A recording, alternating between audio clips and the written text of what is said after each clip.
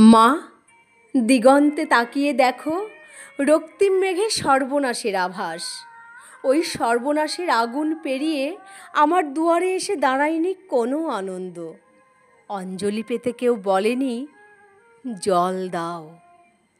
সারা জীবন আমাকেই তীব্র পিপাসায় চিৎকার করতে হয়েছে, জল দাও, জল দাও।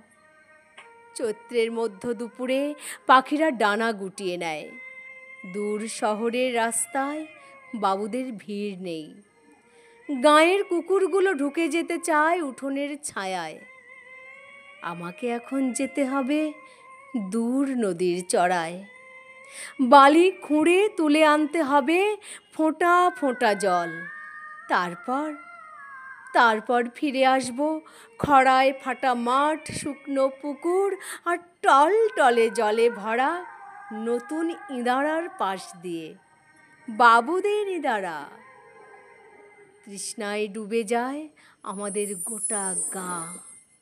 কুকুর আর মানুষের জিভ ঝুলে পড়ে।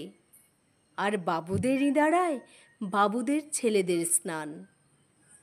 আমাদের শরীর জ্বলে যায় চৈত্রের খরায়। মা, আমি এক চণ্ডালিকা।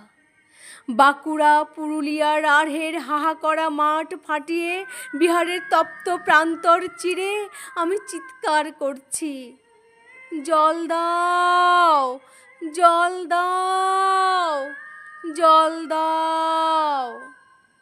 আর আমার সারা শরীরের রক্ত উঠে আসছে মাথায়।